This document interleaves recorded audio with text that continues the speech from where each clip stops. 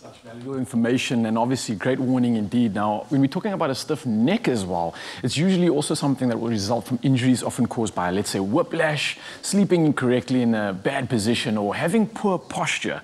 And on top of that, stress is also a factor that could be a result of a serious medical condition too.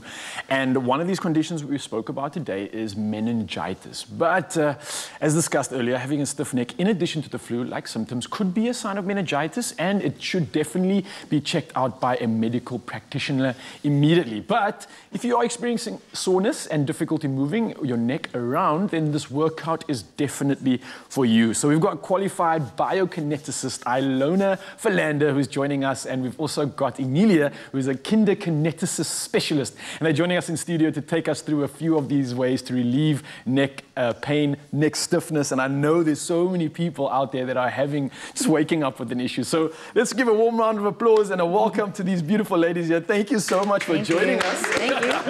I get excited whenever I see powerful ladies doing awesome things, and that's exactly what you're doing. So speaking of neck issues, I mean, what can be the cause of it? Okay, there's so many things that you can look at. Like you said, a few things like stress could be a factor. You should look at, basically, is it an injury that occurred? Is it localized pain? Is it just just happening in one area? Is it referred pain, running down the arm? Then you'd look at nerve involvement.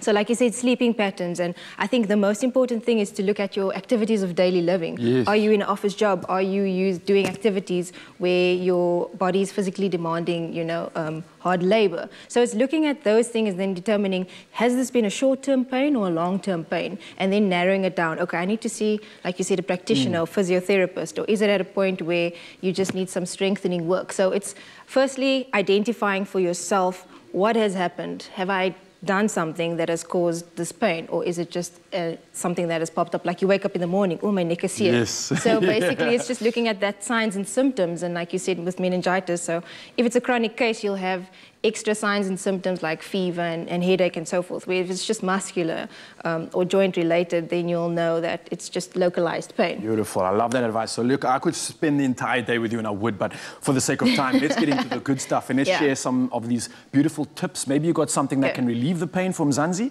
What can we go through to associate and assist with that neck issue? Okay, perfect. So I would believe in the 3 S's. I think stretching, and then strengthening, and then supporting the neck as well. Stretch, strengthen, and support. The 3 S's. All right, so let's get going. Okay, so stretching at work, basically, you can just start off with tilting your head to the side.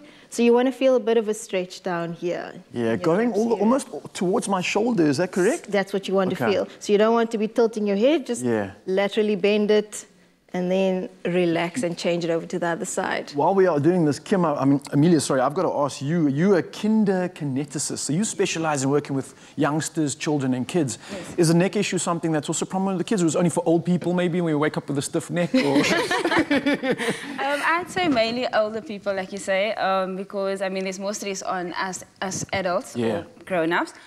Kids still have time to play, and if they do have a stiff neck, we tend to do baby massage.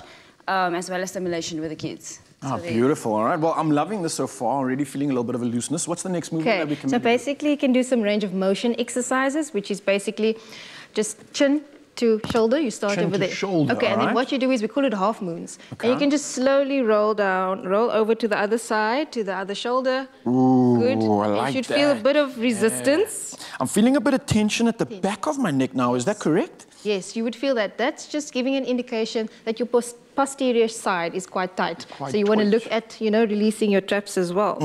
And that's obviously something that's very associated with the neck. That's the traps coming through from the back of the neck all the way down between those shoulder blades, right? Yes, no, definitely. And again, I would imagine that this is something that could also assist us with posture. And that's overall breathing, overall general health too, right? Yes, no, definitely. I think in an office space like you tend to want to slouch. Yeah. And that's the thing, sitting on like this.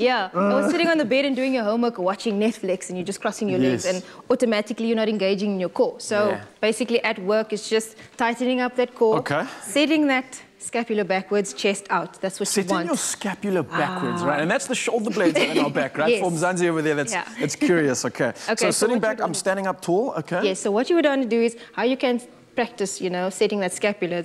You basically want to get that scapula rounded to the back, stabilizing. Okay. So what you want to do initially is to feel your scapula going in and going down. That's one set. So stabilize. So pushing it down in and downwards. And okay, down. that you can do against the wall. So almost like trying to put it in my back pockets. Yes, so like, just tucking it in Tuck there. it in So there, Mzansi, if yeah. you're trying this without now, you're getting this weird feeling at the back of your back. It's almost like sometimes they have those little wings sticking out. Yeah. Those are what we're talking about right now. And this is what we're trying to activate to get that mobility going. Yes. So I know we're running out of time, but I want to squeeze one more out of you because I'm always so blessed when I get powerful women sharing incredible knowledge. Do you have anything more that we could do to help the neck? So basically what I would say is a chin tuck. So it looks like a chicken head. So people feel quite awkward doing it. So what you can do it laying down as well, but you basically just want to tuck the chin and release. So strengthening up the neck. I like this, like a turkey dance. So, so you can do it laying down as well, where you feel more support and people will not feel as conscious doing it. But I think just focusing on supporting structures, it's not just the neck, it's like you said, the traps, the pecs, engaging in your core. So if you have that supporting structures, you know, you'll improve your posture overall. Well, Ilona and Amelia, thank you guys so much. You've definitely made me work up a sweat yourself. 100% going to refuel, of course. And cheers to the incredible work. And you guys at home, Mzansi, I'm sure you love this beautiful neck relieving exercises. Let us know how you found them, and of course I'm hoping that it's just going to alleviate all the necessary pains that you have and free you up on Freedom Day. Cheers.